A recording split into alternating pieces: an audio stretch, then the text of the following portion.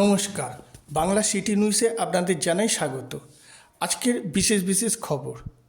আজ স্বামী বিবেকানন্দের 161তম জন্মবার্ষিকী উদযাপন। আয়োজক Kolkata Paikpara Raja Manindra road Vivekananda sporting club. পদযাত্রার মধ্যে দিয়ে স্বামী বিবেকানন্দের জন্মবার্ষিকী পালন হলো। এই অনুষ্ঠানে উপস্থিত ছিলেন বিধায়ক অতীন ঘোষ। বিধায়ক বিবেকানন্দের মূর্তিতে মাল্যদান করলেন এবং নিজেও ওই পদযাত্রাতে সামিল হলেন। এছাড়াও উপস্থিত ছিলেন নবনীতা হালদার, তরুণ সাহা মহাশয়, ডাক্তার প্রতিম দেব, এছাড়াও আরও অনেক গণ্যমান্য ব্যক্তিগণ।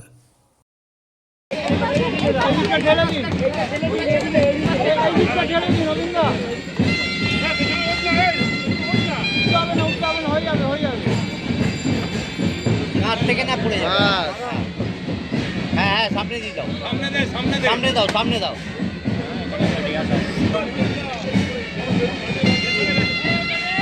ও দাদা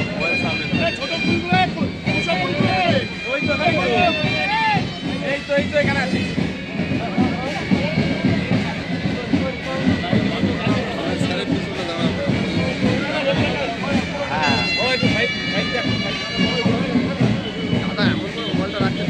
মাঝখানে কার ফটো হচ্ছে না, সাইড করে রাখো একটা।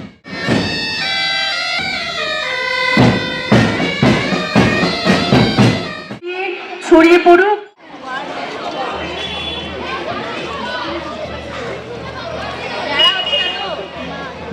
আমাদের শোভাযাত্রা। এলাকাবাসীর কাছে আমার একান্ত অনুরোধ, আপনারা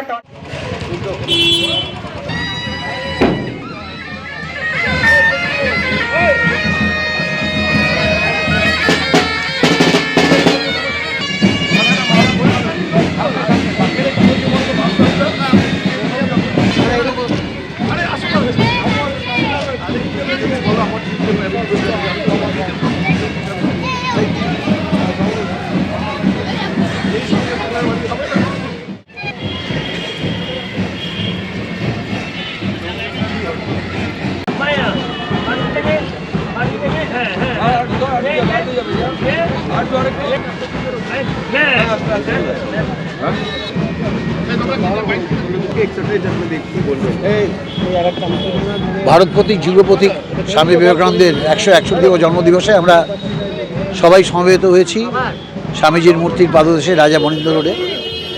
স্বামীজি আমাদের সমাজ, আমাদের জীবন দর্শন, আমাদের ভবিষ্যৎ ভারতবর্ষ সমস্ত সম্বন্ধে একটা সঠিক দৃষ্টি নির্দেশ করে গিয়েছিলেন। এটা দুঃখের বিষয়, আজও তার 161তম জন্মদিবসে এসেও আমরা এখনও স্বামীজির পথকে অনুসরণ করতে পারিনি। ভারতবর্ষ যেদিন স্বামীজির প্রদর্শিত পথ অনুসরণ করে আমরা যেদিন স্বামীজির আদর্শকে প্রকৃতভাবে গ্রহণ করতে পারব, সেদিনই কিন্তু আমরা আমাদের উন্নতির সোপান এবং আমরা বিশ্ব দরবারে নিজেদেরকে প্রতিষ্ঠিত করতে পারব। স্বামীজি তার প্রতিটা ক্ষেত্রে মানুষের কর্মযোগ থেকে শুরু করে মানুষের ধর্মোচ্চারণ থেকে শুরু করে এবং সামাজিক পরিবেশ রক্ষাকে শুরু করে সমস্ত একটা সঠিক নির্দেশ দিয়েছেন।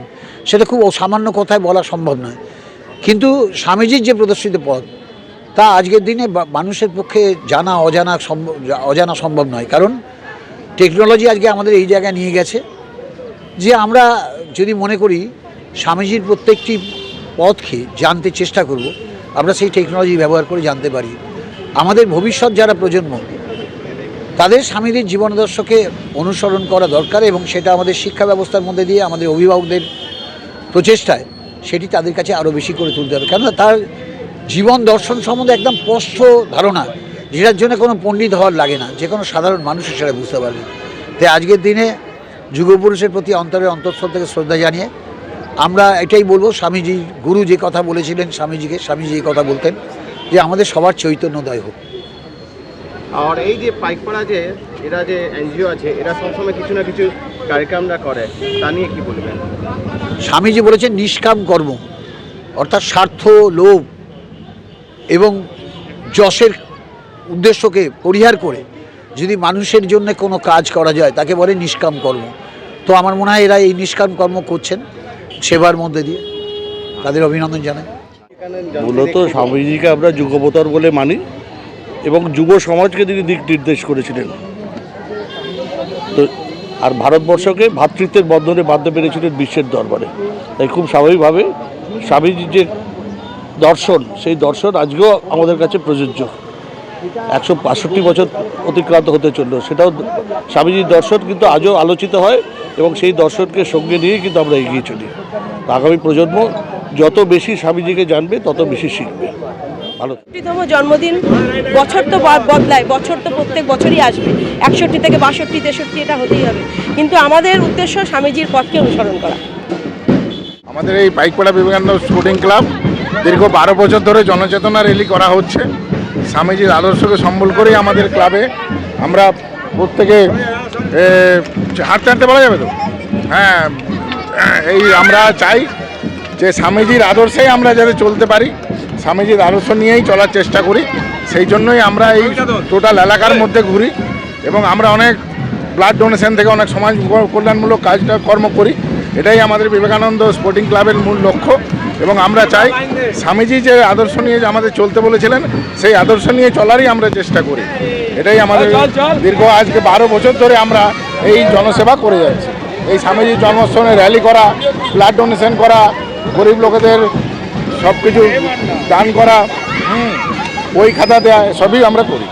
ঠিক আছে, আমরা চাই যে সকলেই স্বামীজির আদর্শ হয়ে সকলেই চাই যে স্বামীজির পথ চলাকেই নিজের পাথেয় করে নেয়। এটাই আমাদের আদর্শ, আমাদের লক্ষ্য এবং আমরা আগামী দিনেও এই লক্ষ্যেই অবিচল থাকবো এবং এই লক্ষ্যে এগিয়ে যাব এবং সকলকে অনুরোধ করব স্বামীজির যাতে এই আদর্শকে নিজের জীবনের পাথেয় করে এগিয়ে যায়। এটাই আমাদের লক্ষ্য। আমি ডক্টর স্বর্ণাভ রায়, আমি বিবেকানন্দ ক্লাবের সভাপতি।